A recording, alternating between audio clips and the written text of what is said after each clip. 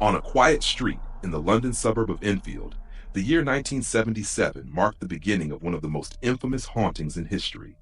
What started as a simple disturbance in a family home quickly spiraled into a phenomenon that left seasoned investigators baffled, skeptics enraged, and a terrified family caught in the middle of it all. This is the chilling story of the Enfield Poltergeist. The Hodgson family lived in a modest council house at 284 Green Street. Peggy Hodgson, a single mother, struggled to raise her four children: Margaret, 14, Janet, 11, Johnny, 10, and Billy, 7. Life was far from easy, but it was ordinary until the night of August 30th, 1977. That night, everything changed. It began with a simple knock. Late in the evening, Peggy heard her daughters, Margaret and Janet, shouting from their shared bedroom upstairs. Rushing to see what was wrong, Peggy found the girls sitting upright in bed, wide-eyed with fear. They claimed the chest of drawers had moved on its own. Skeptical, Peggy dismissed it as childish imagination and tried to reassure them. But as she turned to leave the room, the furniture moved again, this time with force, sliding several feet across the floor. Peggy tried to push it back, but it wouldn't budge, as if some unseen force was holding it in place. Terrified, Peggy grabbed her children and fled to the neighbor's house. Vic and Peggy Nottingham, their neighbors, decided to investigate. Vic, a burly man unafraid of much, entered the Hodgson home, but even he was shaken by what he heard inside. Loud, unexplained knocking sounds that seemed to come from the walls, the floor, and even the ceiling. He couldn't find the source. The Nottinghams called the police, and two officers arrived to inspect the home.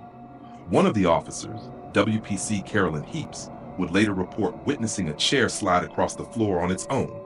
She'd inspected the chair, the floor, and the surroundings, but found no logical explanation. Peggy, clutching her children, could only watch as the officer's face turned pale with disbelief. With no evidence of a crime, the police had no choice but to leave. But the Hodgson's ordeal was just beginning. Over the next few days, the activity escalated. Objects flew through the air, toys were thrown by invisible hands, and chilling voices echoed through the house.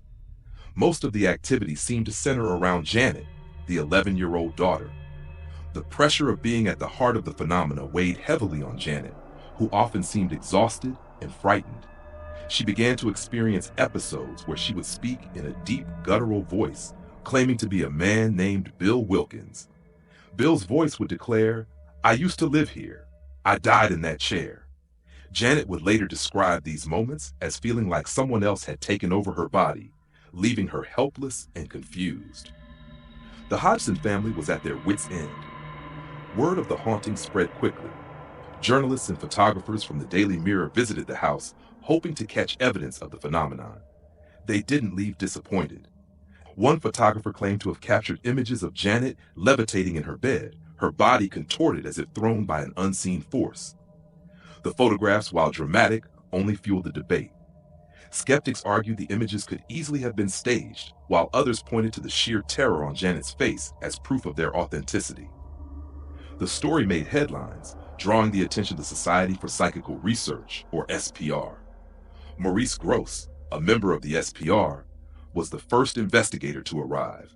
Gross was a methodical man, determined to document every detail. He brought with him recording equipment, cameras, and a deep skepticism. But even he admitted that what he experienced in the Hodgson home was unlike anything he'd encountered before. Objects moved in plain sight. Unexplained cold spots filled the house, making the air feel heavy and unwelcoming. And then there were the voices. Voices that seemed to come from Janet herself, but sounded nothing like an 11-year-old girl. Janet's mother would later recall nights where she stood outside her daughter's room, tears streaming down her face as she listened to the chilling conversations between Janet and the entity. Gross wasn't alone in his investigation. Guy Lam Playfair, another SPR member, joined him. Together, they recorded hundreds of hours of audio and video evidence. Janet, often the focus of the activity, would enter trance-like states, during which the poltergeist's voice would speak.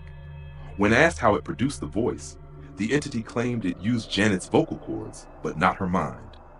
Playfair, initially skeptical, grew increasingly disturbed by what he witnessed. describing the events as beyond rational explanation. Skeptics were quick to dismiss the case. Some accused Janet of faking the phenomena, pointing to moments where she admitted to playing tricks, a claim she later retracted, insisting she'd only done so to appease those who doubted her.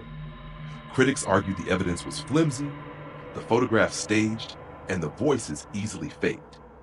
However, many experts who analyzed the recordings argued that such vocal manipulation was nearly impossible without causing significant damage to the vocal cords.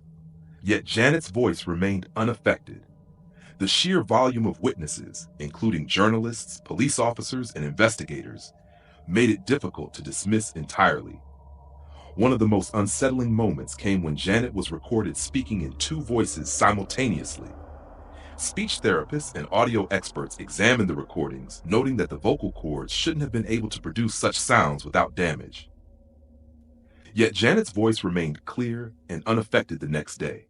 This anomaly left even seasoned skeptics questioning their conclusions. The Hodgsons lived in the house for 2 years amidst the chaos. During that time, the activity would come and go, peaking in intensity before subsiding. By 1979, the disturbances seemed to fade, as mysteriously as they had begun. Janet later said she believed the poltergeist's presence diminished as she grew older, though she never forgot the terror of those years. She would describe waking up in the middle of the night, drenched in sweat, haunted by the memories of levitations and the guttural voice that once controlled her. To this day, the Enfield Poltergeist remains one of the most documented hauntings in history. Over 30 people claim to have witnessed paranormal events in the house, yet the debate rages on. Was it a hoax, mass hysteria, or was it something beyond our understanding? In the end, the story of the Enfield Poltergeist is more than just a tale of a haunted house. It's a chilling reminder that some mysteries refuse to be explained, lurking forever in the shadows of our understanding.